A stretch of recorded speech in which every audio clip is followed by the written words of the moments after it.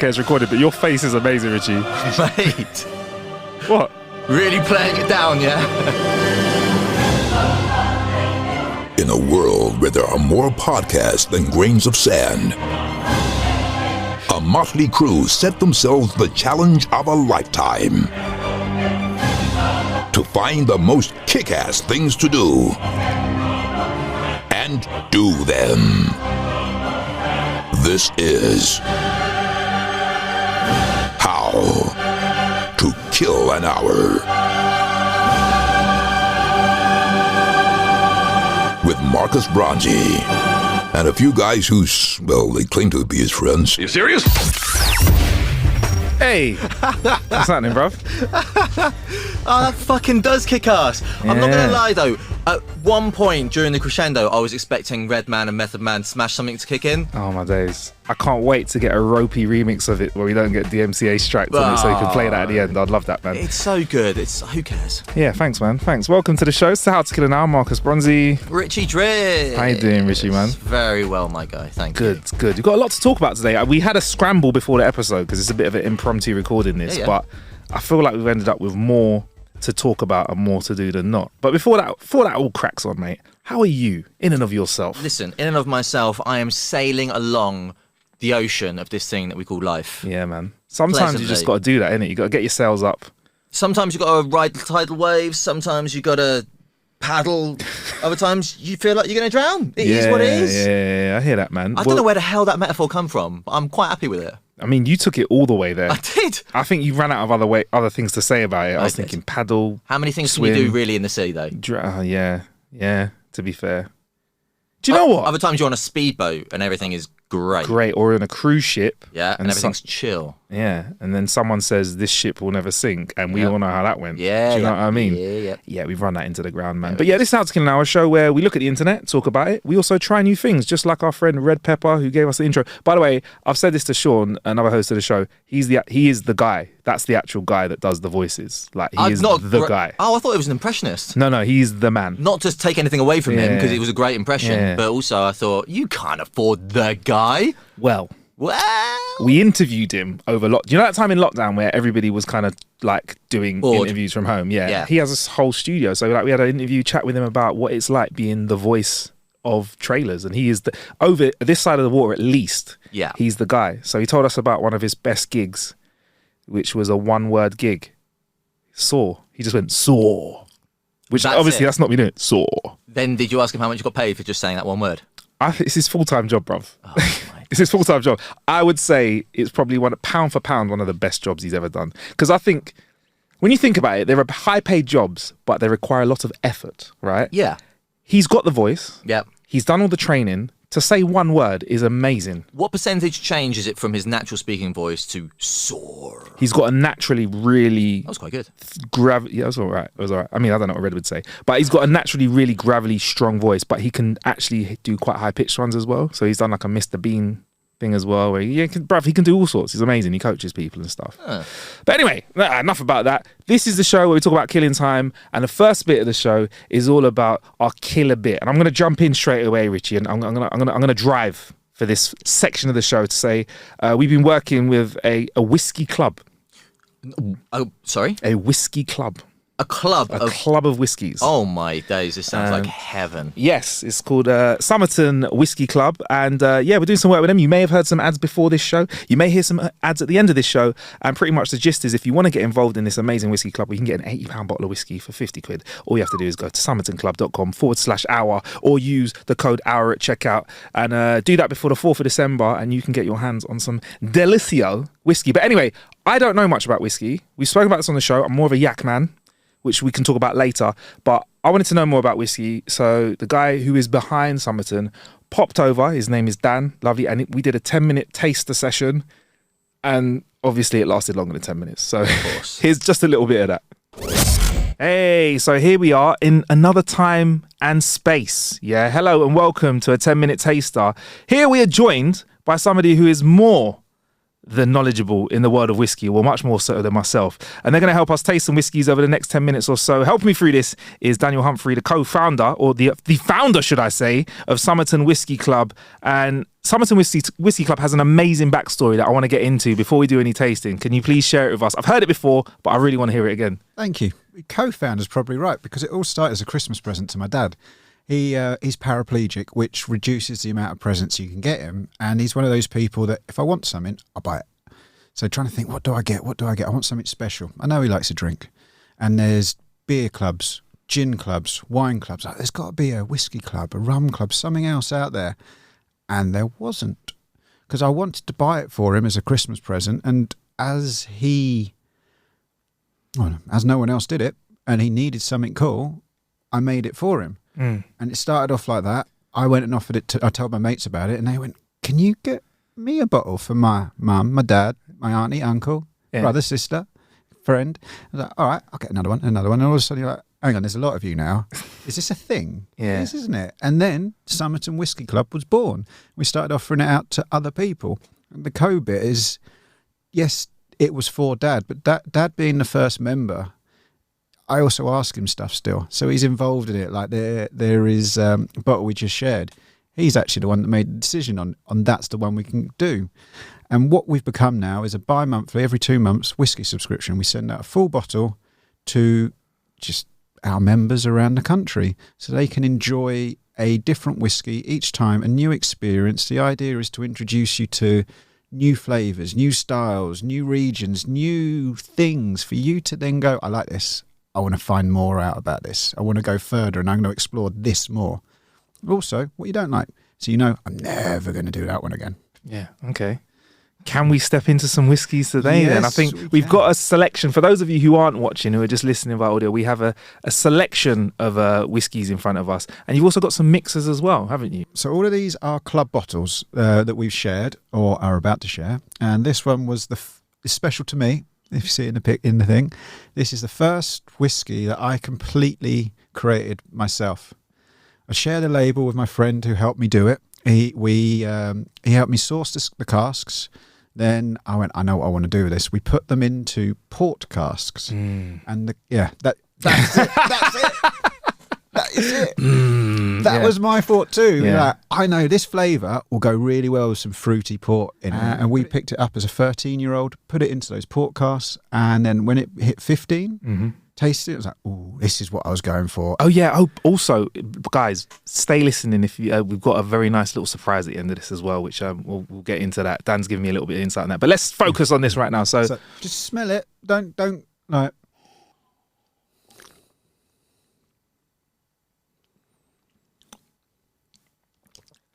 That you just hear me going, but it's that's really sweet. Like for me, like in a pleasant way. I really like that. I'm getting that fruity. I might not be as good as at describing the flavors that you get here, but I'm definitely getting those fruity flavors, and that would be coming from that second bit of the casking. Yeah, mainly, and then you might get a little bit of vanilla in the background. Yeah, that's another. It does have other sweet notes in it, a little bit more mellow, and that comes from the first set of casks. Yeah. Great. Where we're going to go next is a little bit more traditional. Okay. We're going to go for a single malt scotch. All right. And it's our next club bottle. Okay. All right. So this is a sneak peek. All right. No one knows that this is coming yet because we keep it as a surprise until it arrives. All right. So I'm not. Well, you can see the back of the bottle. Okay. That is all you're getting to know what it is. You'll have to sign up to enjoy this one. Okay. What can you tell us about this?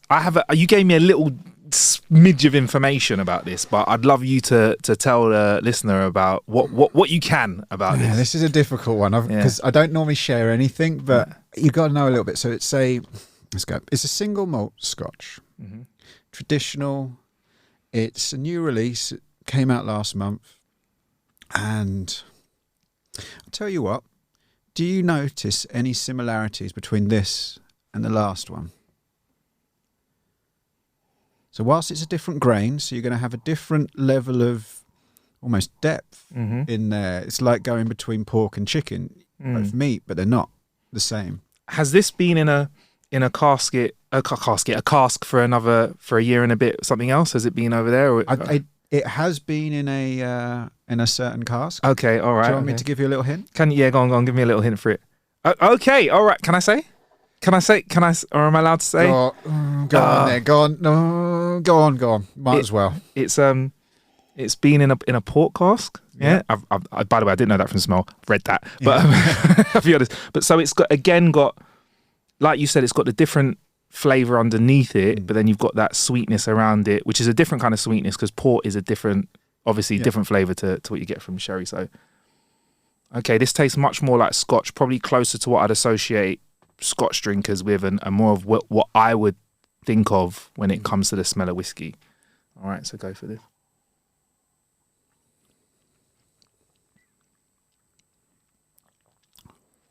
Okay, all right.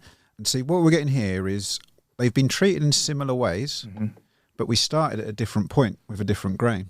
Okay. And that shows just straight away one level of difference you can have in whiskey, which means that I've got hundreds of bottles to go through before I can show you like a smidgen of what's possible in the world of whiskey. There's that much variation. Yeah. And where are you, like, how, of those two, which one do you prefer?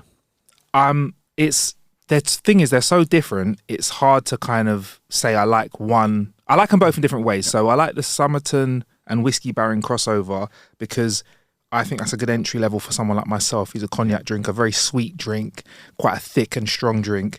Whereas this is more of a whiskey drinker's drink, I feel like. So if you're somebody who wants to get more into whiskey, this is a nice entry, a nice thing to try. However, I think if you're a whiskey fan, I don't think you'd be disappointed by this because it has the kind of flavour and taste of a what you'd call a proper whiskey, but it feels like refined. I think I feel like it's not like firewater whiskey. Do you know what I mean? This is really, really tasty. At the moment, it's hard for me to call it, but I really like this. Here's what I could see myself drinking this by the fire. That's it. Snow outside. Yeah. Christmas music in the background.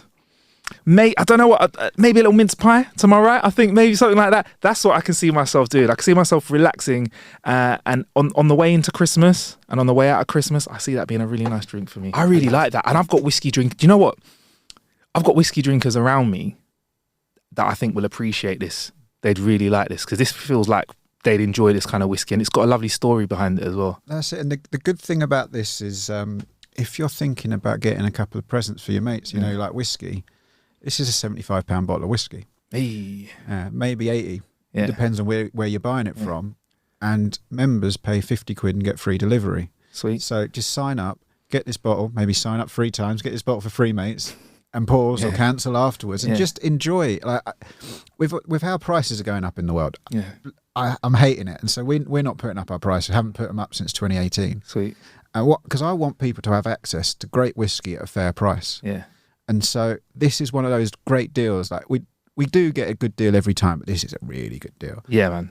Nice. All right. What have we got coming up next then? This is the curveball. Okay. All right. So this is technically another single grain whiskey. It comes from Canada, from a distillery called Black Fox Farm and Distillery. Okay. They are a couple, John and Barb, who sold their 5,000 acre farm because they were bored of getting, or didn't want to just keep on getting bigger and bigger and bigger. And they're world renowned in the world of farming.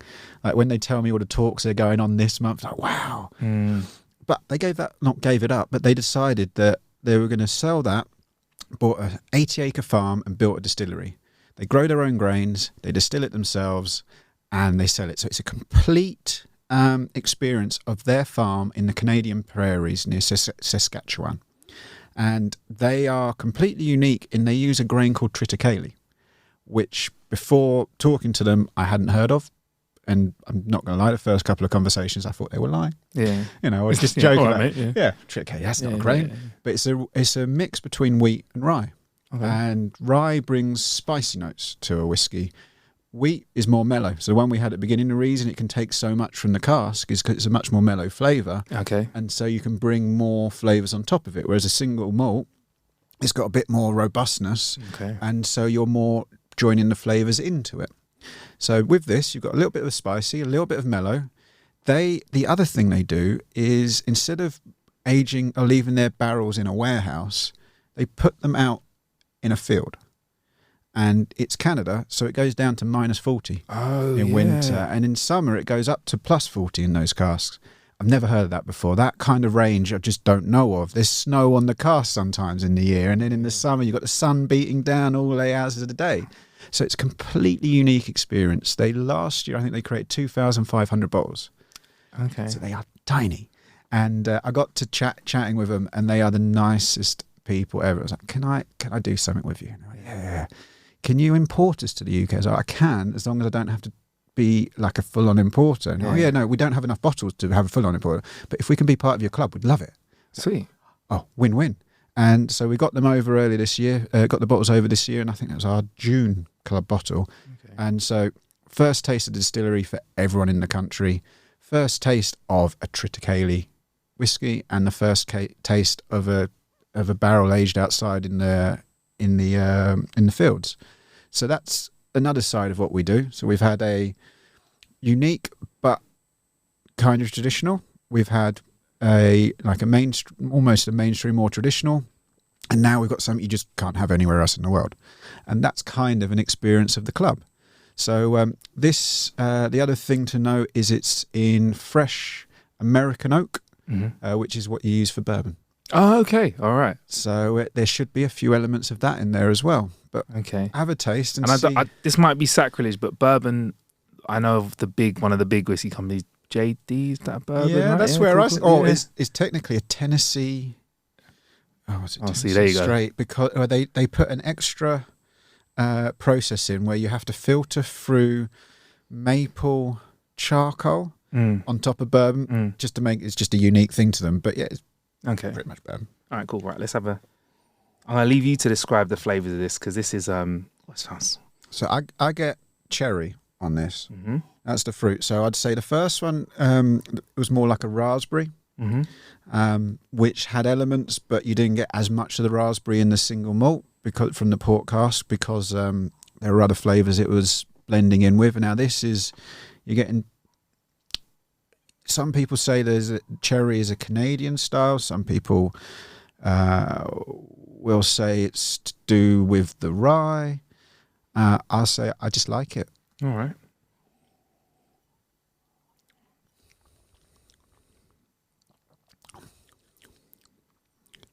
So I don't know, it's not licorice, but it's that kind of completely different style of flavours to the first two we've had.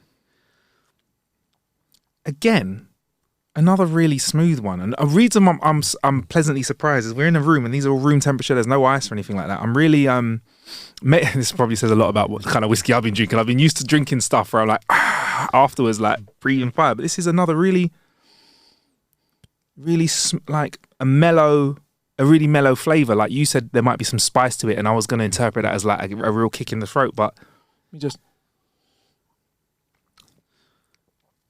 And then once again, try a couple of drops of water on it. See where that goes. But the one thing you're finding is same as I did when I started my whiskey journey. It was JD and Coke as a teenager. Yeah, with your mates. We've talked a little bit about it. I probably shouldn't share all of those stories. Good times. Yeah. Oh, they were. And I carried on in bourbon. I like rum. Yeah. That's where I was when I started this. Yeah. I'd had a few. I had single malts, but a lot of them were £20 bottles, and a lot of them I didn't really enjoy. I remember the first one I really enjoyed was Monkey Shoulder. It's not even an expensive bottle, but it uses bourbon casks with Scotch, and it was a nice gateway. But by doing this with the club, I straight away jumped from the £20 bottles into the 60, 70 or £50 bottles, and that jump, I was like, oh. Yeah. Oh, I get it now. This is nice. Why did no one give me this stuff earlier? Because if I'd have had this years ago, I would be here already.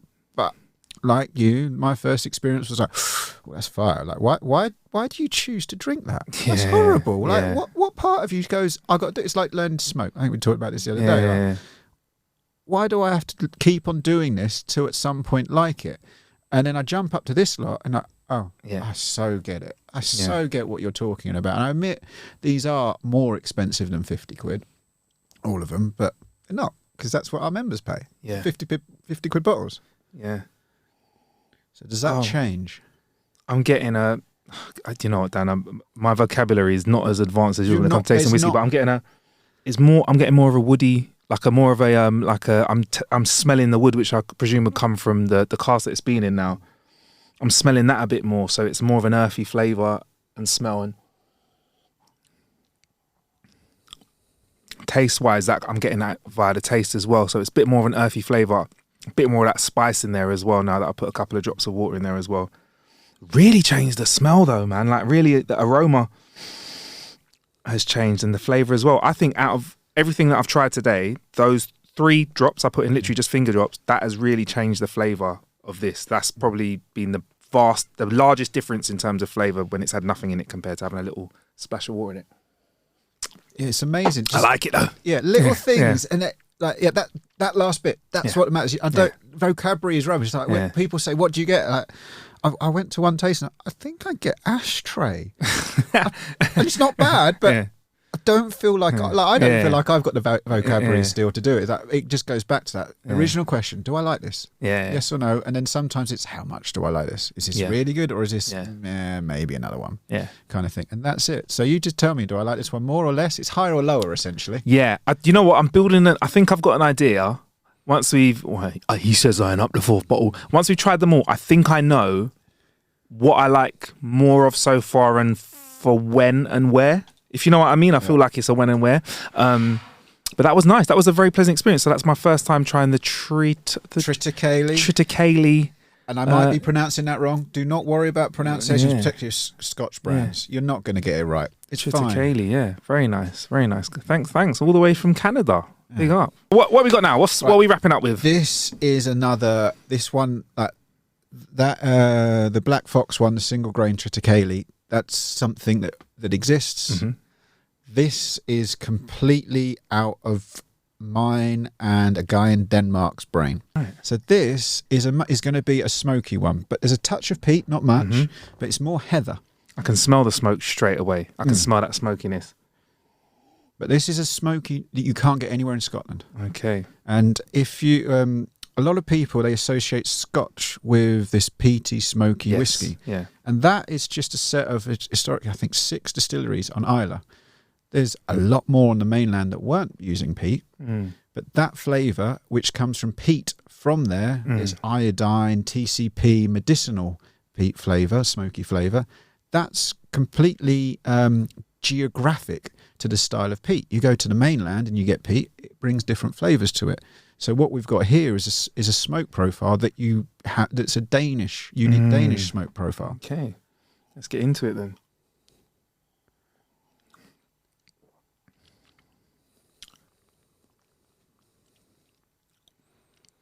I'm really tasting the peatiness of that. I'm tasting the smokiness of that. Again, another refined flavour as well, though. So I've obviously, like I said to you, I've been kind of expecting today this kind of another like kind of kick in the throat, which none of these are giving me. But the flavour, the smokiness, the peatiness, I'm getting them coming together. I'm getting those 2 flavours. And you said the heather in there as well, right? Yeah, so the heather is probably the peatiness you're getting is actually the heather. And this whiskey is really interesting. Generally, scientifically it's not proven, but from just anecdotal and my own experience, when you open a whiskey, the first taste is quite often different to the next few tastes. Like I get that, yeah. Like red wine. Any drink. Yeah. Any drink. I always say the first sip of beer on a hot day. Yes. The best. Yeah. Whereas with whiskey, sometimes it's not the first that's the best. It's a week later, 2 weeks later. Yes. This bottle changes almost every single time I drink it. Wow. And you've just opened this now. This is the one of the ones you've just popped the lid off. This one I've been enjoying mine, so I didn't have an open bottle of it. I thought I'll bring a fresh one. Got this out of the vault. So if you taste this in 2 weeks, you'll have a different experience. Like sometimes I get like bacon butty, like proper with ketchup, like proper sweet but smoky, and then the next time I just get smoke. And then the time after that I get no smoke. I get the honey. Yeah.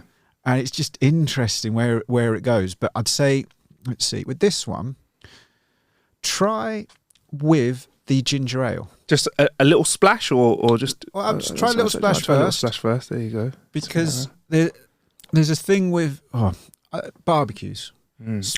Smoky flavours and sweet. That's a barbecue to me. Yeah. So, as part of this, have it how you want. Smoky ones, if you're not too sure about it, like, it's all right, I'm not sure. Try putting a sweet fizzy drink. Like there's one called a smoky cokey, and this is. I thought I'd bring something slightly different with the ginger ale, but it's that sweetness to it. Actually, I'm gonna have some too. Yeah. The sweetness does work well with the smokiness, you know. I think barbecue's a good analogy. You have me thinking about hot wings and a nice barbecue, bit of meat, but that sweetness. It kind of, for me personally, I lose a bit of the peatiness, keep the smokiness, and the sweetness kind of gets in with the smokiness, and I'm really tasting that there. That's quite nice. Let me try a tiny. I've only put a little splash in. Try a little splash. Go more like you can go like almost like nine bits ginger ale to 1 bit whiskey. You find where your mix is. I could drink that all night, you know. That's really nice. It's interesting how the heather or peaty flavour you lose a bit of that. For me personally, when you put a bit of the ginger ale in, but you still maintain the smokiness. So, like you said, that barbecue flavour, I'm kind of experiencing there. That was because I've said to Dan, and I'll say it to you guys, I'm not the biggest fan of peaty flavours, but I think my experience today would make me want to try more stuff, and I think that's what it's about with Somerton. It's about trying, and I think. If this is what you can bring to the table with just like 3 or 4 bottles, it helps me feel better about trying new things. So I think as somebody I've tried a lot of things when I was younger, but as I get older now, trying new things, I always feel like I'm at risk of looking like a fool or an idiot or whatever. But I feel like you've kind of welcomed me into the world of whiskey a little bit more. And I feel like this could be the start of something new. I'm going to just knock this back off. Yeah, for me, that's the key thing about what we are. We're here to be... We're all on our whiskey journey. Yeah. Some people decide that their whiskey journey involves not having any whiskey. Yeah. But if you're going on a whiskey journey, we're here to support you. We're not here to... I've got a mate. He just enjoys people in pain. It's just it. Like growing up, like, oh, I'm done for tonight. Like, have a quadruple brandy. Yeah. No, I'm done. And that's not supportive. You don't learn in that thing. You just get scared of stuff. Yeah. We're here to help. I want to show you stuff, but I also, because I taste it all in advance, I'm trying to make sure, one, it meets a grade, but also it's something that's approachable. There's going to be something you don't like. Yeah. The whole reason why I want to make sure that all the bottles cost more if you bought them yourself is so you get at least 1 free bottle a year, essentially. So if you don't like it, you haven't lost out. Yeah. And I guarantee if you've got a whiskey mate, they'll generally like it and they'll go, oh, that's amazing. Yeah. And so you're still showing off because, come on, it's always nice to go, mate, have you seen this? What, you never had this? You don't even know what it is? Well, let me tell you a little bit about it. Even if it's not your thing, it will be theirs. Yeah, yeah. And the same thing you were talking about the events.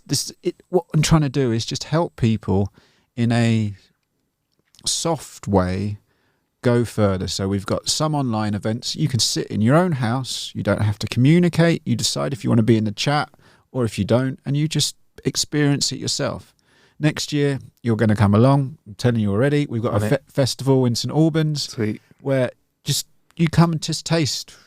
Don't taste them all. There's too many to taste. But there'll be at least 10, 15 brands there. Taste a couple from each. And just go, I like that. Not so sure about that. Yeah.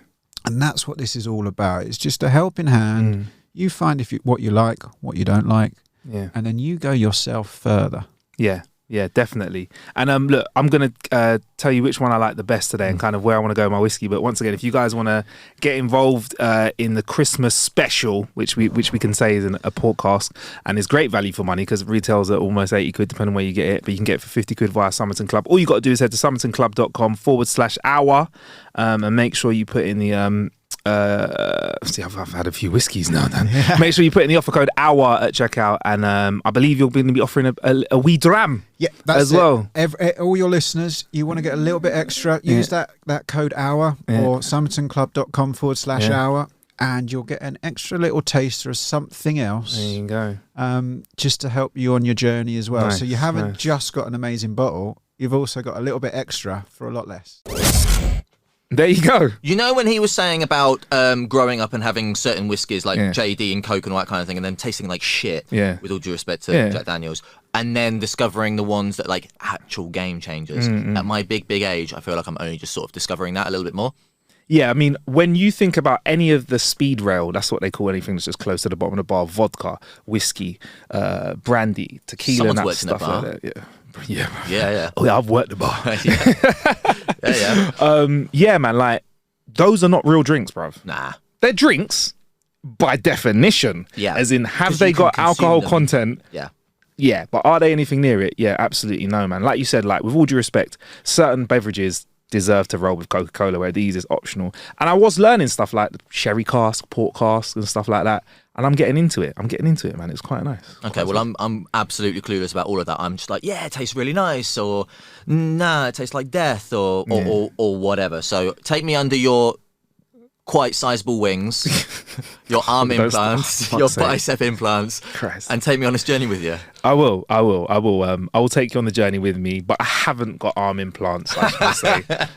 Once again, summertonclub.com/hour. But which leads us on to the next thing that we did together. We killed some time. We went and got to see a good friend of ours, K Kurd, sellout show at the Eventim Apollo in London.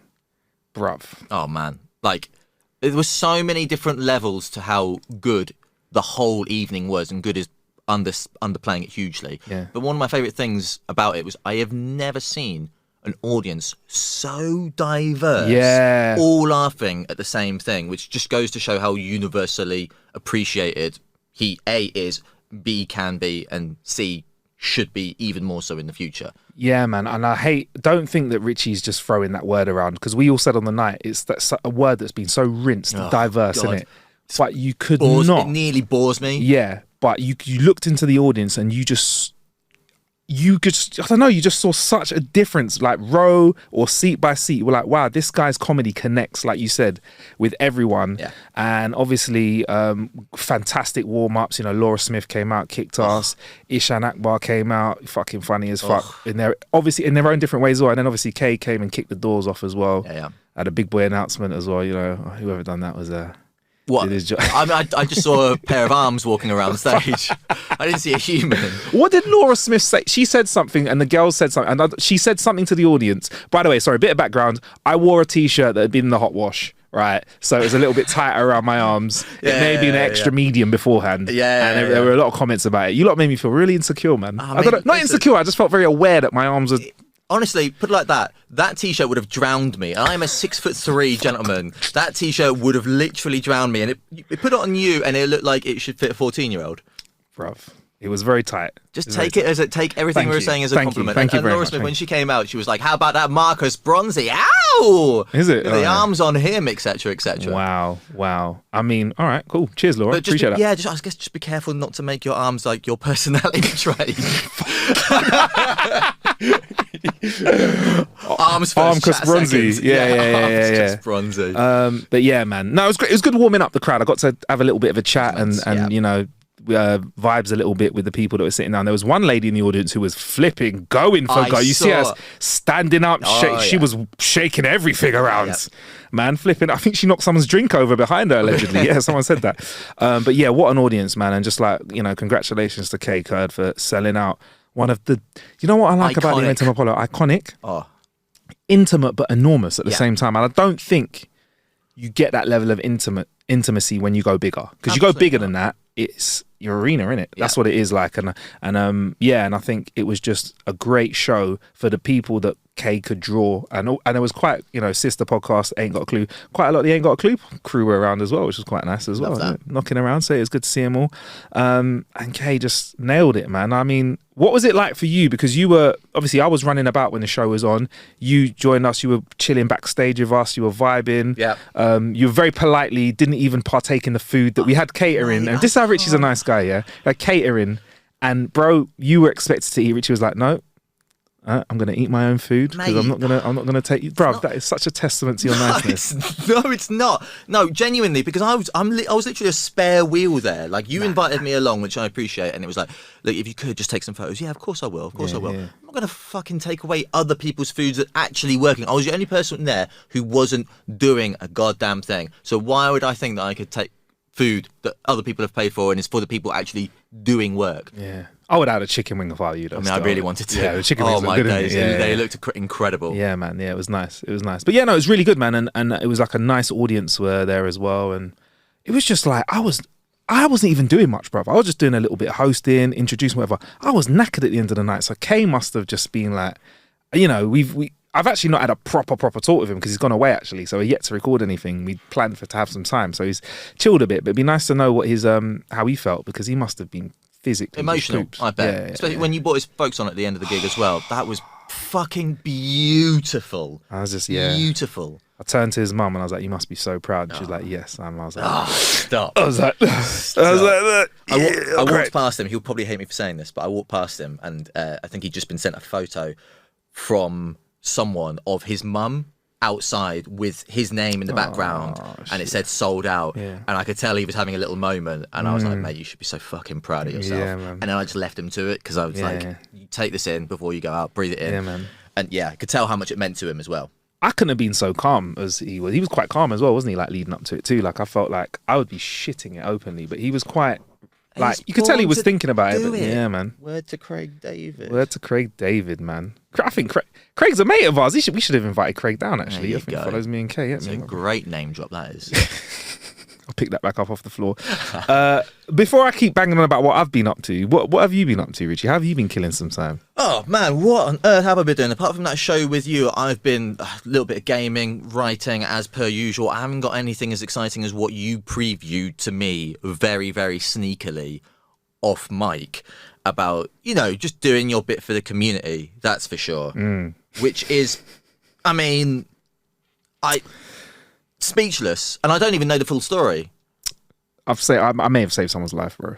I may, but this but like, wait, is that it? You done? Is that how you? That's it, right? I've got some stuff I can give you. You can kill time with. We can catch up with that at another time. But yeah, I may have saved someone's life. How can you just sit there so calmly and say, I may have saved someone's life? Because this is the thing, right? Is that I've been in a fortunate position without ever wanting to like upstage you of like receiving a message online. When I worked at joe.co.uk, we received messages online saying, thank you so much for this video. I feel like it saved my life. When talking about mental health and stuff like that. And that's amazing. And I would never downplay that. It's a thing of beauty. But this story that you've got in the locker, it sounds like you're underplaying it for something that should be like screamed from the rooftops. I'm hamming it up, but fuck it. I'm actually hamming it up for you. But like, no. So we've got canals near the studio, and I was after a jog. I was on my way to the studios, the How to Canal Studios, and I saw a lady chugging along in her boat. And basically, I don't know if you've ever been on a narrow boat or whatever. So you kind of, how you park it up is you cruise up to the side of the canal, turn off your engines, hop off, and tie your boat up before it floats away. Okay. Wet day, and it was like this slippery kind of, you know how the curb is a bit more slippery than the pavement? Yeah. So there's like an extended curb on this bit of the canal. I've been on the receiving end of that. Yeah. Oh wow, really? What, slipping over a curb? Yeah. Fair enough. As long as you don't have to wrap your teeth around it. But so she's like about 3 foot away from the edge, and she's gearing up like she's gonna jump. No. And I'm like thinking, fucking don't do it. In slow-mo, she like takes half a step back and like jumps, and I'm watching her like move from the edge of her boat towards the edge of the canal, and I'm like, paint a picture of what she looked like for us. She was about 5'5". She was wearing shoes without appropriate grip on them. Sure. That'll feed into it. Did she look like a character from Cliffhanger who should be leaping about, or they got no business doing that? It stopped at her cargo pants, bro. Sure. Yeah.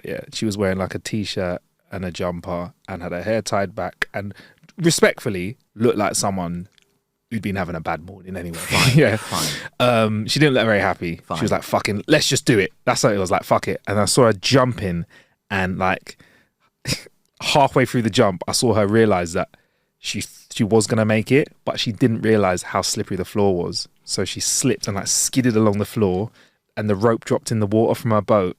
And then she got up, and I'm like about 20 foot away when this happened. I start walking towards her. I'm like 15 foot away, and I'm like, don't do it. She goes, no. She looks at the boat. She fucking takes a run towards the boat. And I'm thinking, no. Not again. So Didn't you just learn from the mistake you just did? But no one's on her boat, and it's trundling along the fucking centre of the canal. So she runs back, jumps towards it, and then like one foot hits the edge of the boat, slips, and she just body slams the boat and then drops right into the water. Like head goes under, everything. Comes up again, and I just like run over to her, put my hand out and be like, come with me if you want to live. There it is. There's the line. There it is. Pulled her out the water, and she was just there like looking at me like, what am I going to do? And I was like, look, for starters, is your boat in gear? She's like, no. So I said, it's just going to slow down. It's going to bump into someone else's boat. You'll be fine. A couple of fucking bystanders walked along, were like, what's going on here? And I was like, I just lost the boat. They were like, oh, fuck, that's a bit of a bad one, innit? I'm like, you're not helping the situation. Bummer. Yeah. Cheers. I shouted over at some other boats on the other side of the canal that were parked up. But because they were these boats where it's just people that have houses, they're not really boaters. Right. I was like, does anyone have any rope or hook? Does anyone have anything that can help us kind of like maybe a little tiny little rowboat we can do to get? They never had anything because they weren't boaters. They just have fancy houses that float on the side of the water. Finally found someone to help her out. And then I asked her like, what's going on here? Like, your boat looks a bit like you're not really living in it. She's like, no, I'm building a house. It's my house that I want to build. And she was scared that she almost abandoned her house and lost it and crashed it into something else. But yeah, saved her life. Yeah. No, she might not have died. I'll be honest, she might not have died. Yeah, but you stopped ever having to test the water, for want of a better phrase, to find out. Do you know what I mean? Yeah, you jumped into that two-footed, man. Yeah, I did. Dived right into that one. Yeah, like so you will never have to know whether or not you actually saved her life because you stopped her from ever being in danger of losing her life. Do you see what I'm saying? Yeah, okay. Yeah. Can I call myself a hero now? Yeah, I think you can. Apparently, like Chad Kroger's looking for you to redo the music video to the Spider-Man soundtrack. Sweet. If you know. If you know, you know. Let's do it, bruv. Let's do it. And I'm also open for all bookings if they want to do a Bodyguard remake or something like that, bruv. I'm ready to do that, bruv. I'm ready to go for it, bruv. Anytime. So yeah, I saved a life, and I saw 50 Cent. So at the moment of this recording, I have seen 50. Yeah. You're about to see 50. I'm about to see him at Wembley Arena. What do you want me to furnish you with, or what do you want me to not? What do you want me to? So this is the thing: is that I saw him. I've seen him before. Yeah. And I saw him with G Unit, and Fabulous supported him. Yeah. And I love Fabulous. I think he's very underrated, and he warmed up. And the fact that Fabulous warmed up, and then 50 Cent came out with Tony Ayo and with Lloyd Banks, who for me is the best member in G Unit. I said what I said. Lyrically, undoubtedly, punchline master. Oh man, incredible. I don't know how this can possibly top that. But then I've seen footage of certain guests coming out who sick, but Lloyd Banks to me is I rate him so highly, and he's not going to be there. He's not there. No, because they're not cool. Especially after 50 wrote about him in his autobiography, called him Lazy Lloyd and all that kind of stuff. Like, yeah, they're not cool. Yayo was there. Did he perform? Do you want me to tell you or not? I don't know. I don't know. Do you want me to tell you? I mean, he's got all of 3 songs, Tony Yayo. I mean, we all know So Seductive, his big tune, is a 50 Cent tune featuring Yayo. Even though it's a Yayo song, I was like, right, 50's on this more than you, bro. He does the chorus, does half a verse at each verse here. So Yayo was there. Did you know who he brought out? Did you see on socials who he brought out? Who 50 brought out? He brought out. Has he written our national anthem? Yes. Okay. Yeah. He brought him out. Yeah. That was vibes. But 50 Cent is 48 years old, bro. He's almost 50, and he's not moving like the 50 of prior years, and I respect that. But don't expect the same because I saw him in 2009. I think he was moving differently. Like he was running around the stage, dancing around. Yeah, he's a little bit more reserved, and he's been on tour for 5 months. Did you see when Dr. Dre did the Super Bowl halftime show, one of the greatest gigs of all time? Yeah. And did you see the memes of 50 Cent afterwards? They rinsed him, bro. Oh, man. For him looking like out of shape, upside down. Not Proof from D12, Bizarre from D12, looking like Bizarre from D12. He's in good shape, right? But he's not. But he's 48 years old. 48 years old. Buster looks alright. Buster looks a bit better as well. Buster. What? Buster warms up. Oh my! You know Buster's a warm up. Yeah, I did. Oh yeah, cool. Yeah. Buster does his thing. Jeremiah's a weird addition. Like, have they made music They've got that down on me, down on me. Yeah. They did that. That actually nailed it. That was a nice little break. Actually, Yeah. He brought out another US artist that he's done a collab with, R&B singer. If it's Very not The good. Game, then I don't care. Well, he did do Hate It or Love It. No, He did do Hate It or Love It. My tune. He did it. That smacked song. it. Well, obviously that's not a big surprise. Okay, go on. Who was the R&B artist? Neo. Yeah. I was gonna guess Neo. Yeah. But Jeremiah did some. If Jeremiah's doing it again, I think he's official. I think he will be there. Yeah. His bit with a piano and a dancer is a little bit. I mean, I'm saying he could definitely taste what she's had for lunch. Definitely, bruv. Right. Okay. And that's an evening thing. So to taste what she had for lunch. Yeah, man. Hours after she's eaten it. Yeah, okay. man. If she had dairy for lunch, he'd know about it, bruv, at the end of that performance. Gee. But we had decent seats. And you know what?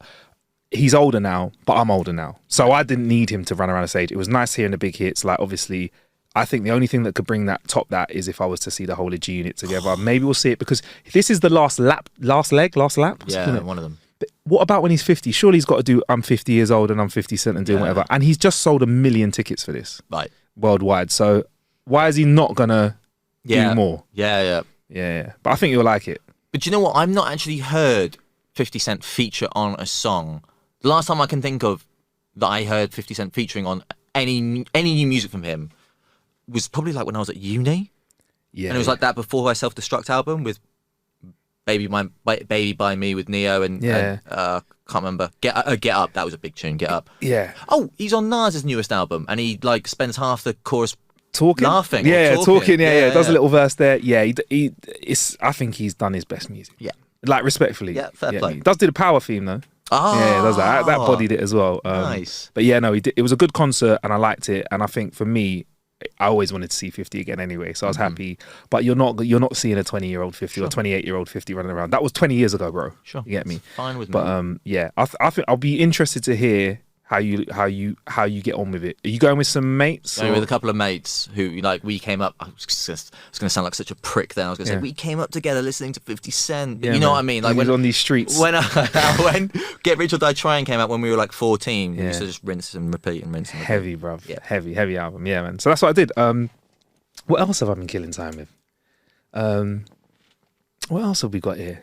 I told you I saved someone's life. I mean, couldn't you call saving someone's life killing time? Like, God, I've got nothing better to do. I might as well. I'll make a good story for the pod.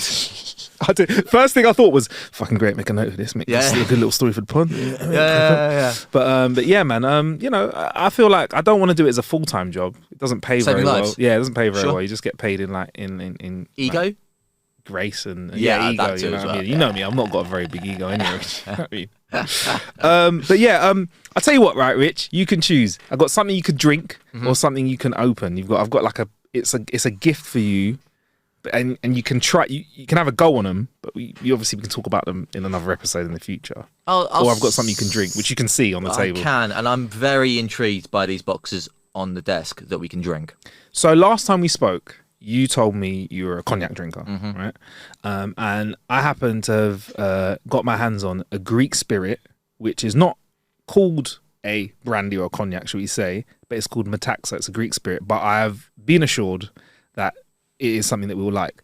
And I've been more than assured because I realised when I saw the bottles, it's something that I tried last year when I was in Greece. Okay. And I was at a wedding, and it, I think I had one of the bottles we got here. So we got a Metaxa Greek spirit, 7 stars, which I think is a star for every year, I believe. Right, I do not believe quality. So. It's not like a 5-star quality thing. I think it says it's in a case for aging for 7 years before marrying it with a muscat wine and infused with Mediterranean herbs and rose petals for 12 months. There you go. Fair play. I'm not gonna lie, I am a little bit scared because anything that's like Greek spirit, I just think of ouzo and sambuca, and those are just projectile vomit inducing These guys do make a ouzo, demons. No. but what do these taste like? I don't know. And we have got some ice as well if you want. I mean, do you just want to go for it raw? Yeah, let's go for it raw. It's a weird sentence, I'm pretty sure. There's plenty of other ways I could have said that. A little splash there. Thank you. This is a really bad time to need a piss, isn't it? Yeah, man. Really do you need a pee? Really do. You can. Is that go, all right? Yeah, go for it, man. Right, We'll just okay. excitement of the Metaxa got you going. I wanted to do it the respect that it's due by emptying myself of liquid, just to accommodate just this. Have you got much else to do today? No. Did you need to make that much room for it? Apparently. Right. So, 7 year. So right. Okay. Forever associated with being on holiday, Metaxa is known as a brandy. Yeah. Okay. But it's actually a Greek spirit drink. Yeah. And I think that is to do with, in France, you know how you can only call a champagne? Yeah. You can only call you can't call it, like, that's why Prosecco is Prosecco, because it's not champagne, because it's not made in the region of Champagne. I feel like this is a similar thing. And I think the numbers that are on the bottle, because I've read this in a few places, that it's the numbers the stars, the number of stars is equivalent to the number of years that it has been, aging for. So this has been aging for 7 years. So I wouldn't say it's the most aged kind of cognac you would have had. Yeah. But give it a little pull. See what you're saying. Cheers. Straight out of the bottle. What do you think of the smell? Smells. Smell brandy like? Yeah. I'm a little bit trepidatious around this because of those bad memories of Greek spirit. Here's a 5-star year of it. Oh wow, you put it all away. Okay. I am. You liking it? Did you hear my tummy just then? Yeah. My tummy was like, rah, give me some more. You like it? Yeah, I do. I'll give you a little more scratch. Oh man, it's very, very nice. Yeah, it's a sipper. So they say like it's something that you can have, and there's a 5 year which I probably wouldn't go near because for me, long story short, I'm not a G, but like I'm not an expert, but a longer time in the barrel just gives it a bit more of a refined taste. If it's something that's a bit newer, it's a bit like firewater. But you like that, yeah? Yeah, I do. Cheers. And I'll tell you a quick story before we get to the next one. I just remember something about the 50 Cent concert. True story. We came in and there was one of our friends bought a ticket last minute and wanted to stand with us, but his ticket was nowhere near us. But I was like, there's 4 of us standing together. Surely we can just squeeze him in when we're standing up. Came in, saw 2 guys to our right.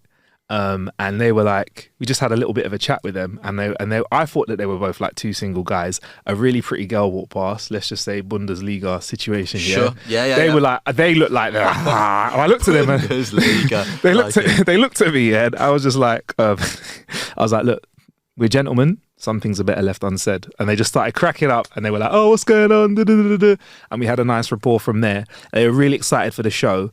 And then one of them lost their phone. And he couldn't find it anywhere. And I'll tell you the next part of the story after we sip a little bit more of this. But yeah, thoughts on this then? That's a hell of a cliffhanger. And such a random one as well. Yeah, random one, isn't it? Yeah. We'll get to it. Hell? So you like this then, long story short? I do. Long story short. I mean, listen, if you're trying to get out of me that it tastes a little bit of cherry and there are notes of chocolate, I can't. It just tastes really nice. Yeah. Like, if I was going to say, genuinely, if people listening wanted the closest thing that I can guess, I'd go with like caramel. Yeah. It's probably the most obvious thing to say ever. Yeah, man. And you're a Remy guy as well, isn't it? Found out on the back of the bottle, Remy owned Metaxa. So, there's a little bit of a quality seal there as well. Speaking of quality, I mean, look, let's just step this up another level, mate. I got you another glass. If you want to use it, this is the 7 year. I'll put it away, but there's you want to grab that bottle over there? Oh my days. There's more stars on this than I can count. 12. I mean, Sorry about that. Yeah, I was going to say. Wow, 12. Well, more stars than I can count. 12. Yeah. 12. I bottom out about 11. But yeah. This is there you go. Some very fancy packaging. Ooh. Hey, listen. If it's a square bottle, it bangs. Yeah. I don't know if that's the rule. I think I just made that up. But still, that is beautiful. There you go. Metaxa 12 year. So I got a little bit as you're pouring it up. I'll tell you a little bit about. So yeah, considered to be the pinnacle of the Metaxa product range. It's not really, because they actually have some better ones now. So that bit of writing is a little bit out of date. They've actually got some like slightly fancier ones that have been a little bit more refined. Basically, it has been aged for a minimum of 12 years in oak casks as well. So where the 5 star is supposed to be a bit more lighter and delicate, this has more depth and complexity with floral notes, a richness of coffee and dark chocolate and orange oils. Again, sure. I'm with the yak. I'm like, do I like it or do I not? Yeah. Do you know what? This is closer to Remy. Not this, but the one I just tried. It does feel like it's closer out of all the brandies to Remy, because I feel like Remy's a sweeter brandy. Yeah. I have to put it back in the box, mate. We can have a bit more if you want. Oh, sure. What do you think? Sure. What are you thinking of this then? Like, well, in theory, it's nearly twice the aging process of the other one, so it should be nearly twice as good. Twice as good, yeah. It's a bit smoother, isn't it? Oh, For me, anyway, is. it goes down a bit easier. Definitely. Oh, that's fucking dangerous. Right, should we just cut here and just crack on? It's chilly. Oh, man. That is... I mean, the original, the 7-year was good, but that... It's like drinking syrup. You like that,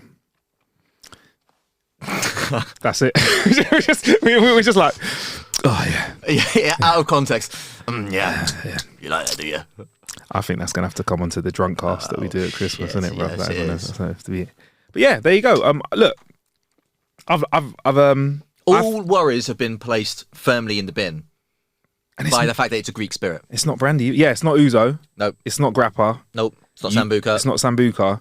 So you're on that. They've done their job. They really have. This is why Remy Contro bought into them, I guess. Big time. So yeah, that means you now like a drink that isn't brandy, but it's Or definitely had the same or bourbon. or bourbon. Yeah, man. It's been a quite listen. Booze wise, I feel like people have learned a lot in this podcast. Fair play. Yeah, I mean, man. Yeah, and also, I'm not going to lie, looking at it in the supermarket, nothing to do with the design of the box or anything, but I think combining like Remy or brandy Yeah.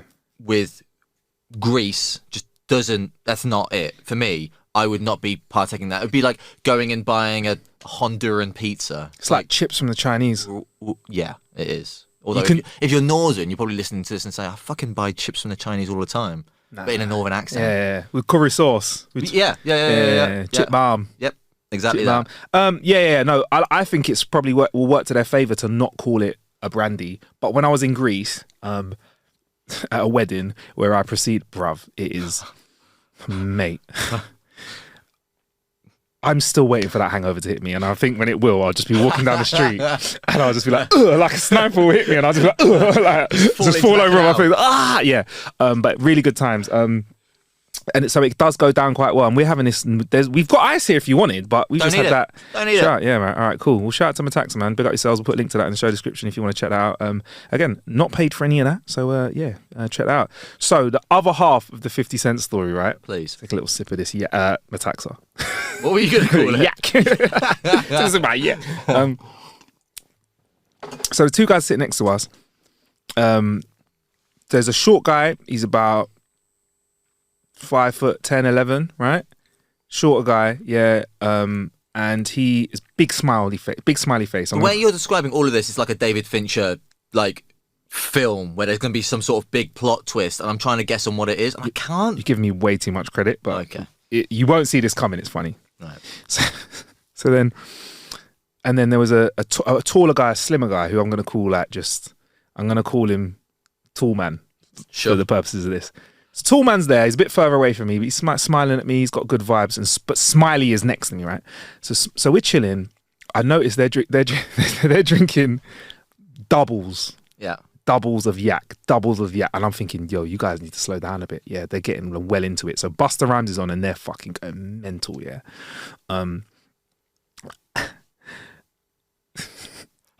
The thing with the girls that they get up and walk past us and come back. That happens, and we like, yeah, bro, like respectfully, he's like, wow. Yeah. And I'm like, we're gentlemen, keep it pushing. Yeah.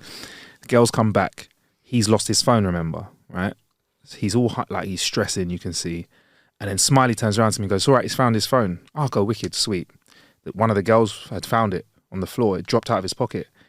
So he offered one of the girls a drink. Tawley offered the girl that's next to him a drink. It was Tawley who lost the phone. Tawley lost the phone. Tawley offered the Yeah. girl, Bundesliga, a drink, yeah? Yeah. She accepted the drink, fine.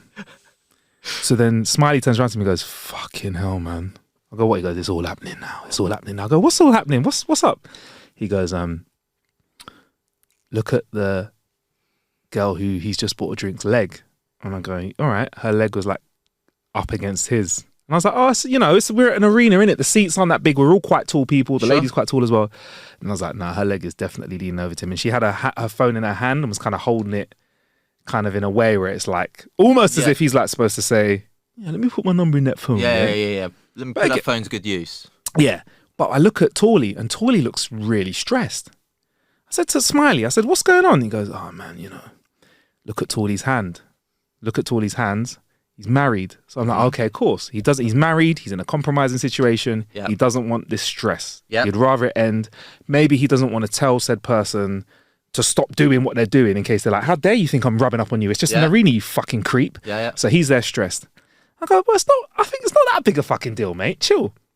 Smiley goes, it is, because he's sitting next to his fucking brother-in-law. Smiley was the brother-in-law. So think about it. I'm sitting next to a brother-in-law, and then next to him is it. But Smiley's getting fucking hammered, bro. Like getting bust up. Like he's getting wasted. Yeah. Fucking hell. So as they get drunker, they start getting looser. And I'm like, look, Smiley, can I tell my friends this? Because this is funny. All my friends are to my level. You're like, yeah, mate. He goes, cool, sweet, man. You're cool, whatever. Da, da, da, da, da. And we're doing the whole, when we're standing up, bringing in another friend. So it's really intimate between us. Smiley starts getting drunker and goes, let me take a sip of the yak while I talk about this. shout out to Tawley and Smiley, that's for sure. Tawley and Smiley, man. Tawley and Smiley are there, yeah, and then Smiley starts turning to me and going, yo, bro, I'm getting kind of wavy now, and I'm thinking mad thoughts. I'm like, what? He goes, I kind of don't blame him. And I said he's not done anything. He goes, I mean, I kind of wouldn't blame him if he was to do something risky, I kind of would. I wouldn't. Half of me would be upset, but half of me would understand. And I was like, you know what? You've got your cognitive dissonance down. Your mind can be in two places at once. He's like, cognitive what? I'm like, you've had too many cogyaks. Yeah, so, nailed it. Continue it, carry on. But yeah, so anyway, so that's carrying on. It starts to elevate a bit more. Like Smiley gets even more drunker, and as Smiley's talking to me, I noticed that Tawley's talking to the other girl a little bit more as well. And I think, am I accidentally wingmanning? Oh, definitely. I was just about to say. But then you weren't there. Yeah. That chat would have been done. It would have been, thank you so much for finding my phone. I really appreciate you. Have your drink. He's a gentleman, clearly. He's thanking her. Yeah. Leave it at that. But you're there. You're wingmanning. Do I grass him up? Is what I'm saying. Do I say, hey, look over your shoulder. Look at your brother-in-law. Or do I? Because it could be innocent. Know these people. Right. So I just thought, chat, keep it pushing. Buster goes off. 50 comes on and fucking smacks it, what up, blood? What up, cuz? Yeah. What up, cuz? What up, gangster? Yeah, all that stuff's happening. Vibes. But there's moments in the show where 50 kind of... Has done a trick on us? Yeah, it has. Yeah.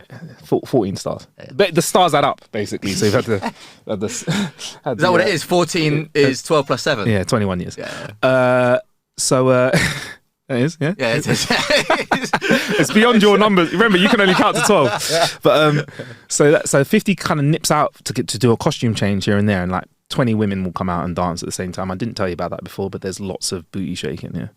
So that's happening. Shock. The guy who wrote PIMP. Yeah. Imagine. Oh, that song bodied it, bruv. Smashed it. And I was praying for Snoop. Didn't get Snoop. You might, the thing is, you might get a different guest. Yeah. But anyway, Smiley turns around to me.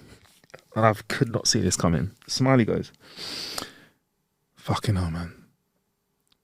I'm not angry with him anymore. I kind of understand where he's coming from. In fact, you know what? No way. She has a massive ass.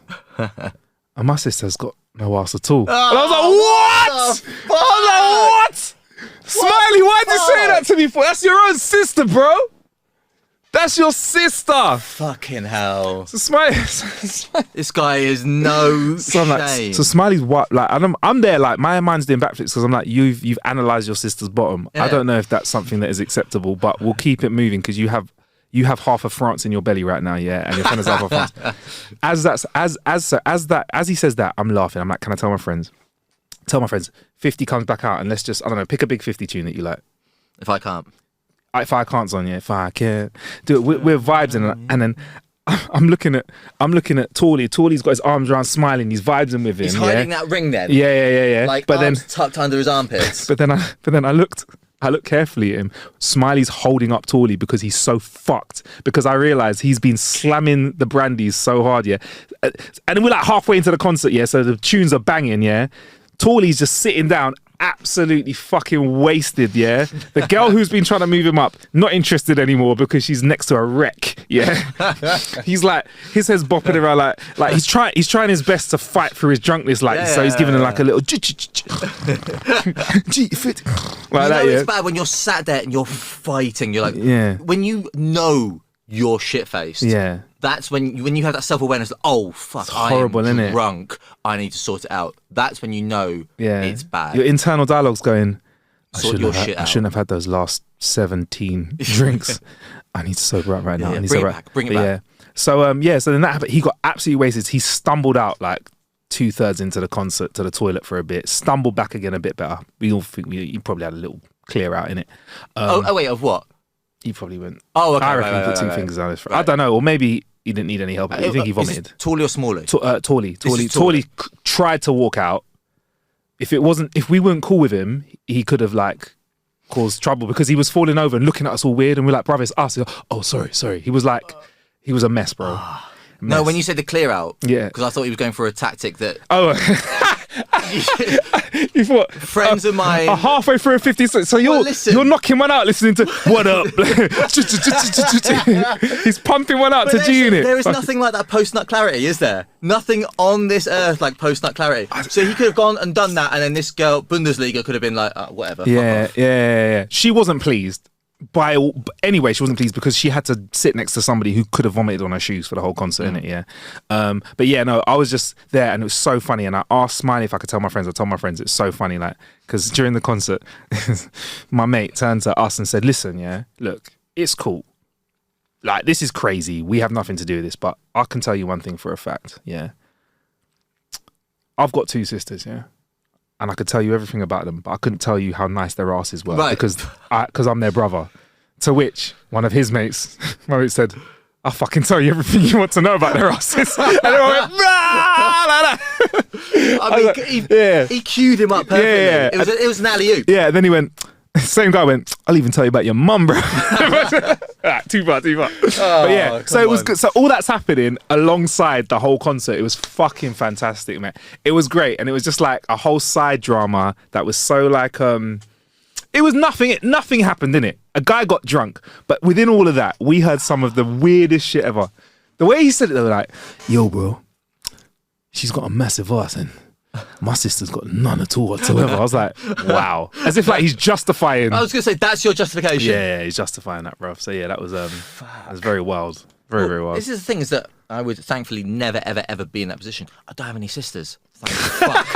So I would never be in that position. So I will never know how I would be in that situation. Yeah, but I like to think I would never say, yeah, my sister's not got any booty. So I can be honest. I wouldn't be able to say anyone in my direct family. I cannot, and even my close friend's sisters, I can't see them anything other than just like goofballs. Like it's a weird thing. What? Goofballs. Oh right, yeah. Sorry, I'm a bit unclear, but yeah, a goofy ball.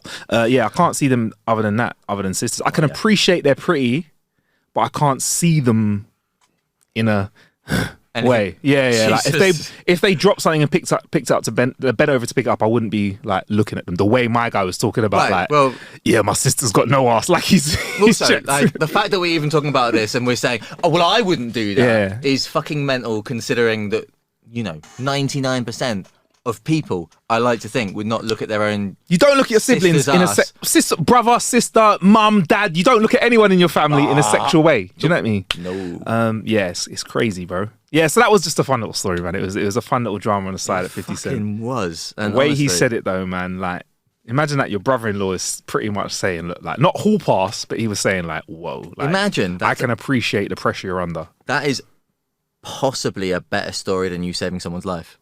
Yeah, easy, man. The amount of fucking plot twists and the amount of the story elevated and then elevated again and then elevated again, and there were fucking plot twists as opposed to you just digging some misguided woman out of a fucking out of the canal where really the canal probably, if she swam forward a few feet, she could have just stood up and got out. But yeah, you know what I mean. Should we have another Metaxa bar? We probably should. Look, should we go back to the 7 year just to see? I just want to, This is it.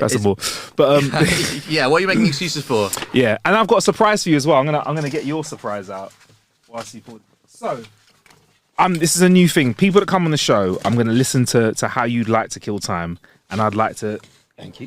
And I'd like to kill some time. I'd like to give you a way to kill time, and we can discuss this when you come back on the show. Now, when we last spoke, Rich, you said you unfortunately had a little issue with your headset. So, bro, fucking honestly, first world problems. But yeah, this here is. I'll be honest, it's not top of the range, yeah, but this is my favorite headset at the moment that I use with Turtle Beach, bro. Guy, thank you so much. That looks amazing because at the moment, like, I am getting mocked in my own flat by my missus because my headset is camouflaged and I play Call of Duty Warzone. She's like, you're getting into this far too much. Like, yeah, you're right. Yeah, is that the broken one that you got though? Is that? That's the broken one. Yeah, that there I've you got. go. So that's fully wireless as well. Plugs into the PS. I think it also works with Xbox as well. You know. Beautiful. But PS, and also what I like about that was it the Stealth 700. This is it, yeah. Gen 2. What I like about it is it connects to your phone at the same time. So if you get a phone call halfway through the game, you can just answer it on your phone and keep it pushing. And all the game audio's in there and your phone audio's in there as well. I swear to God, it's the maddest thing when I realised it could do that. Yeah, that is incredible. But my missus is not going to listen to this, hopefully, because then I haven't got an excuse to not pick up the phone when I'm playing Warzone. Yeah, it only does it sometimes. Yeah. Yeah, but I do it with like there's a couple games. What was I playing? I was playing something on the Nintendo Switch. No game chat, so I just used that and had a phone call. I think it was with Rory Styler I did. I was playing Street Fighter or something, Streets of Rage or something. Yes. Use that. But yeah, man. There you go, bruv. Thank you so much. And the original headset I've got is Turtle Beach, and it's incredible. So this is going to be. Shout out to the gang at Turtle even Beach better. and Cat and Lou at Lick, bro. Also, there's that as well. This is an Atom controller. So basically, we're moving into this area now in gaming where we're very aware, and gaming companies are very aware that even though we can have multiple screens, there's one big screen in the house. Yeah. Fact. And we know that as men, we like to think that we dominate that screen. Again, fact. Or should I say gamers, or male or female, or however you'd like to be addressed, you feel like you dominate that screen. Exactly. But when there's certain television shows on and you're with someone else, there's a compromise that doesn't go in your direction. So gaming on like screens that are like portable or mobile devices, the one, and that's the Atom controller. So allegedly, apparently, you can use it to control your, you can game on it. I think it works with Xbox. I don't know how it works with PlayStation, but remote play, you can do that, shove your phone in the middle of it. So yeah, grab those things, crack on with them, and we can talk about them in a future show. I think I've got an Atom controller as well I can have a go on. And we definitely will. You're a top man. Thank you to No you problem, bro. and Turtle Beach and Kat as well. yeah, man. That is, that's beautiful. And also, again, I lose the argument of who gets the TV because I want to play COD or I want to play FIFA or I want to play golf. Yeah, I said it. Yeah. What golf game do you play? 2K23. Yeah. Right. Well, Well, sweet. with my mates, but I need the TV for it, whereas she can watch her television series on a laptop. Not anymore. Not anymore. You've Bruv, done me in the best way possible, but the worst way possible. But I don't get it though. Like, Can't if you're watching a fucking reality TV show, I can watch that on my phone. I watch shit like that because I'm not a reality TV show guy per se. Apart from 90 Day Fiance UK season 2, only that season 2, not 1. And if there's another one I want to watch it, UK 90 Day Fiance UK season 2. Bruv, That's highly really, recommend it to you, bro. really niche. I'd highly recommend that to you, bro. That's really I'm going to niche. send you an episode. Honestly, I could send you a couple of episodes and I think it might hook you in. The only one that I would gravitate towards is Big Brother because it's all about psychology. Yeah. It makes me sound like a fucking loser, but it's true. I'll be honest, I've not watched this season as much, so I've not been into it. Have you been across it at all, or you just mean like classically the way that they fuck with people? The whole concept of it. The whole concept of putting complete strangers, because you went to university. Yeah. I went to university. Yeah. Remember moving, it was like Big Brother in the first sort of 6 months. You Yeah. move in with complete strangers and it's how you act and all this kind of thing. Did you ever meet anyone at uni that tried to reinvent themselves? Me. Really? How did you? A little bit. I was a fucking loser in secondary school. Really? And some would say I still am. But at least at university, like, I had a fresh start. Yeah. So, like, your scales are different and all that kind of thing. How were you a loser then? Though? I don't know. Like, because I tried to man. at uni. I tried to do the opposite. I wanted to be like Yourself? translucent. Like I wanted to be like I didn't want to be seen, bro. I wanted to just be like calm as fuck. No, in secondary school, the only thing that saved me was being half decent at football. Really? I used to paint and collect Warhammer.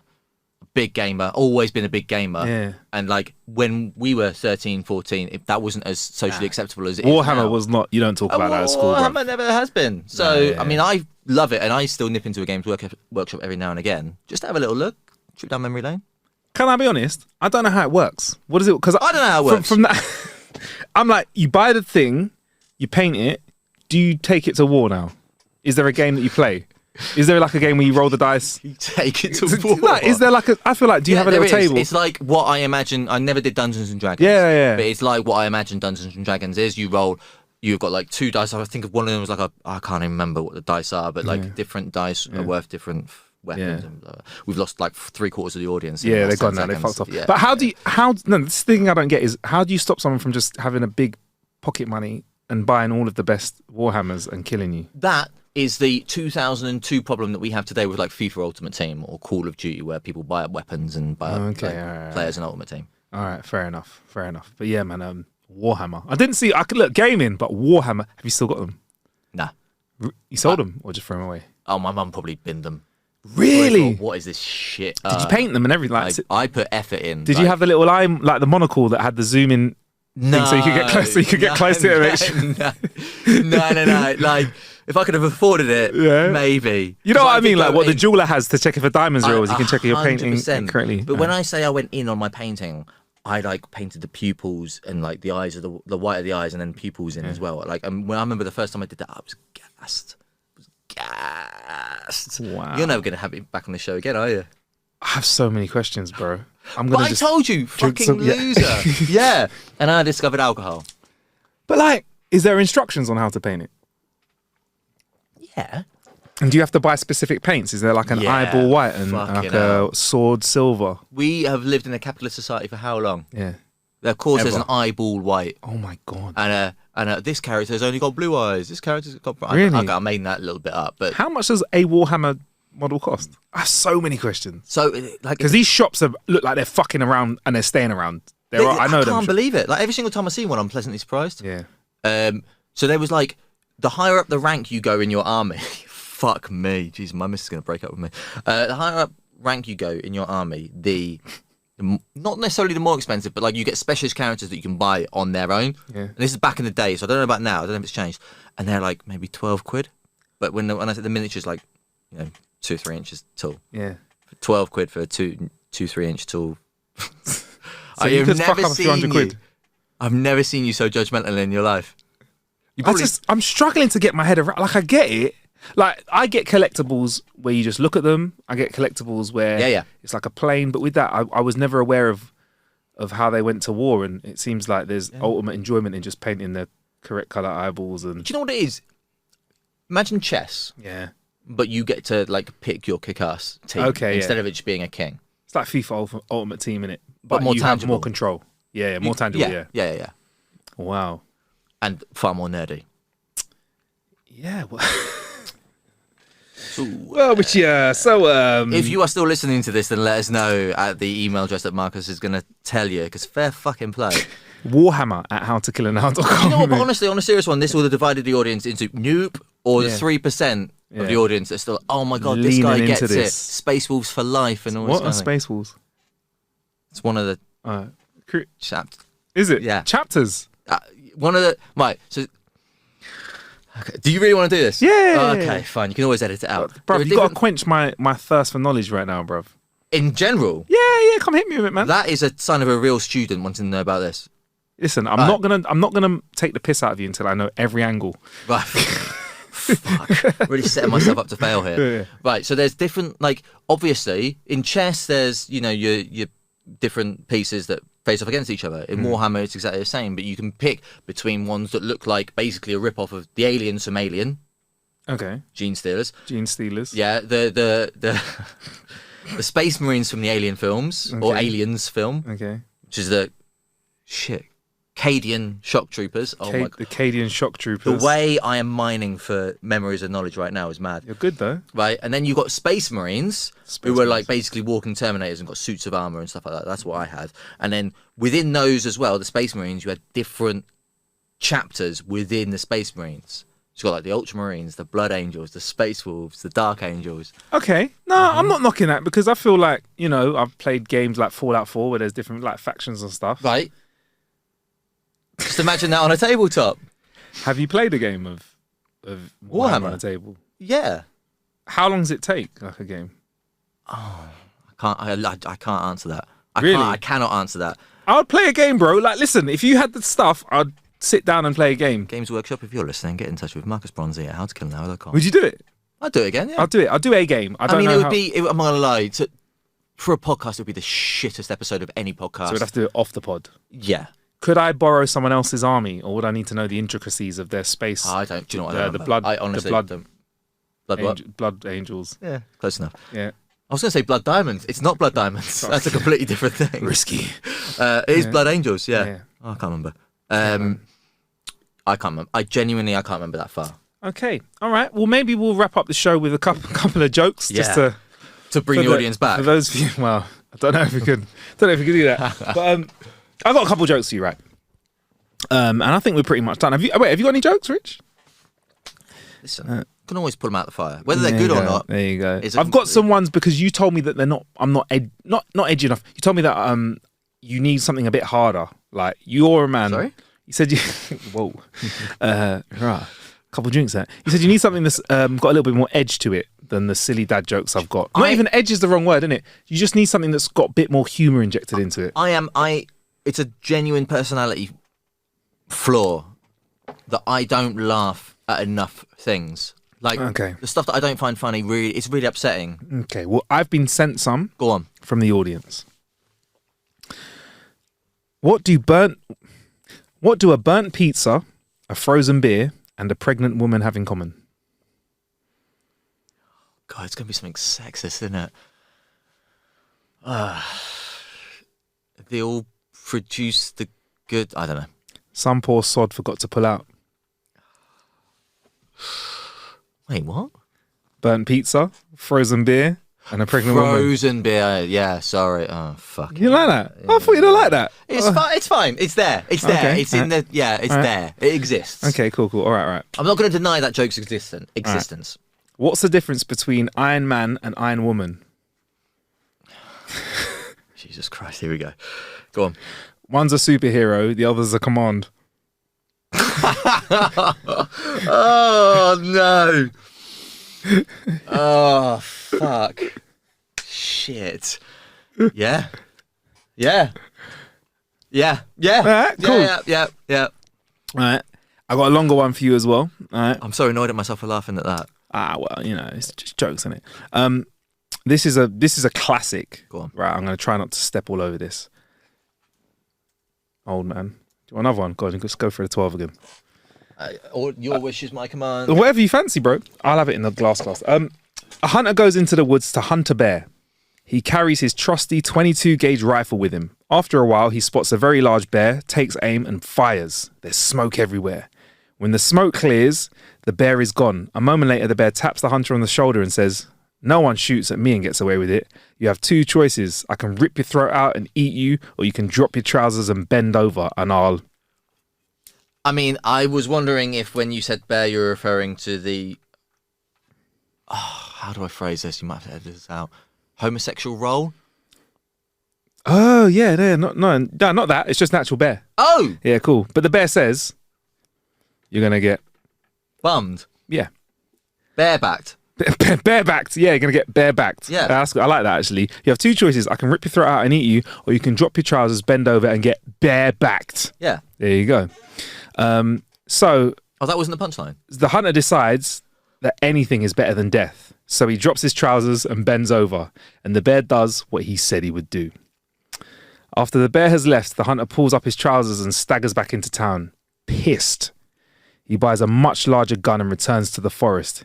He sees the same bear, cocks the trigger, aims and fires. When the smoke clears, the bear is gone.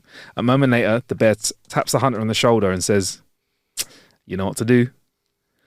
The hunter goes, Afterwards, the hunter pulls up his trousers, crawls back into town and says, "F it."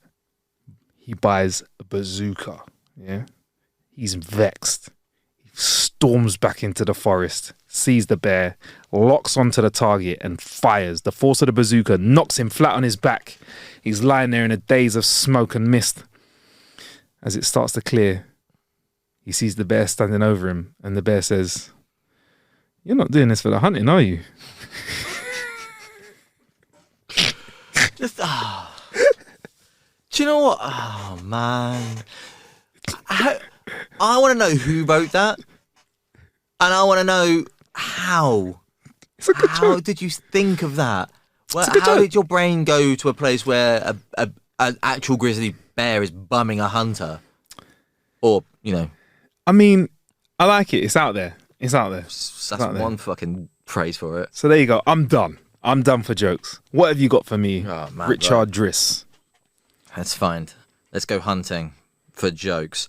The Warhammer done, Was it Warhammer 40k? What was that? What was the That's the 40k one. about? Because it was the futuristic one, whereas there's Warhammer original, which was like Lord of the Rings, and then there's the futuristic one, which is the one I was into. That's the cool one, yeah. Which is the cool one. So you lot would like mock the original Warhammer. Yeah, Look at you, fuck nerds. those nerds. Yeah.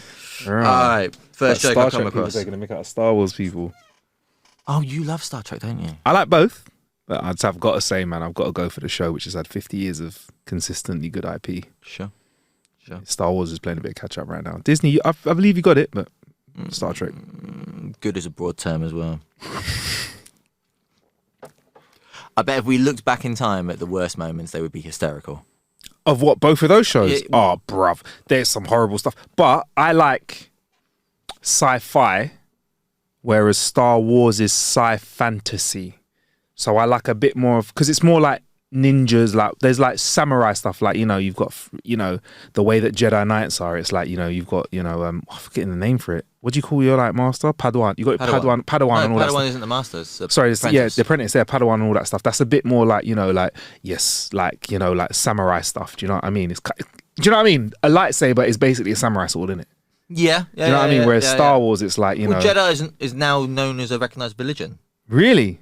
Jedi, I Bruh. swear, Jedi is like a recognised religion now. Wow. Sure it is. Imagine putting that on paperwork for your passport. It's like Klingon is an official language as well now. You can learn it. Are you joking? Yeah.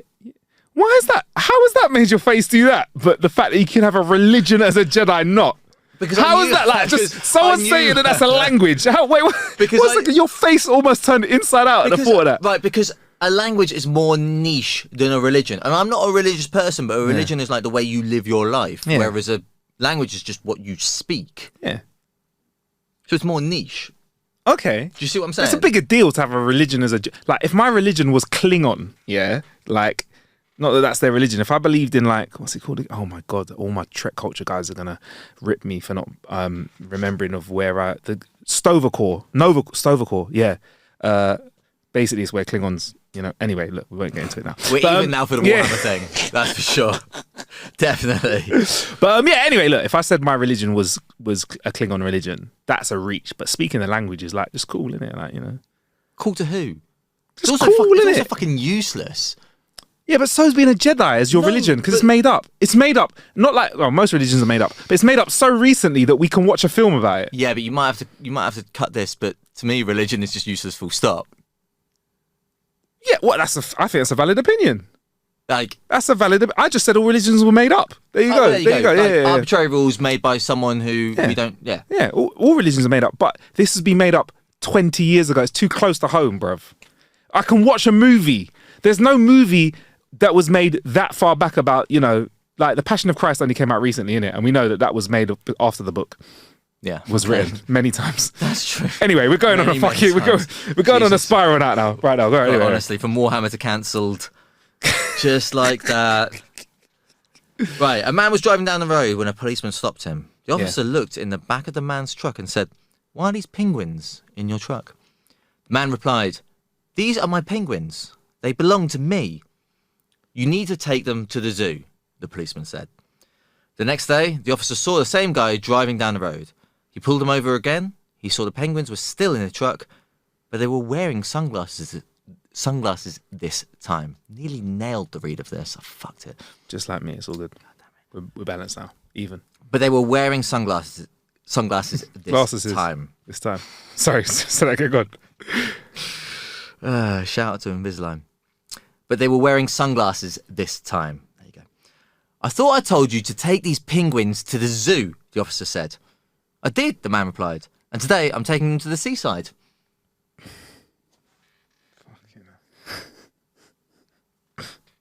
I get it.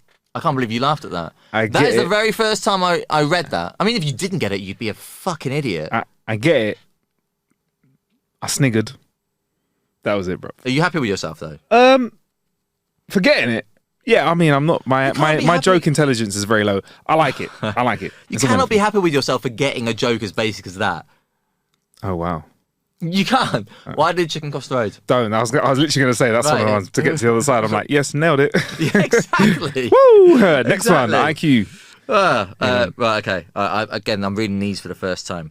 A snail goes to buy a car. Mm-hmm. The salesman is surprised when the snail picks out a fast, expensive sports car.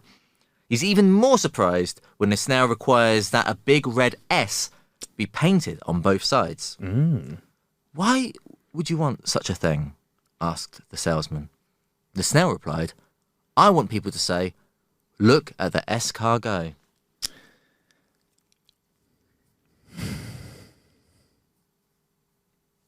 I mean, I think it says all it needs to be said that there was... I mean, it looked like you were trying to mask some sort of smirk. That's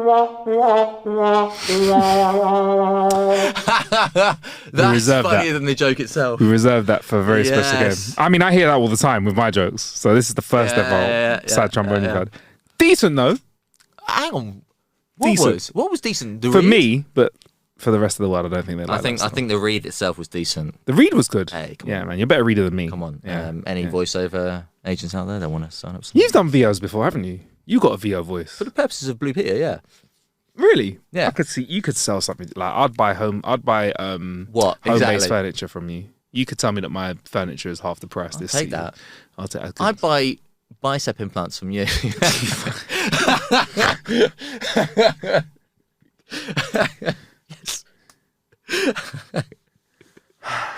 Yes. Sorry.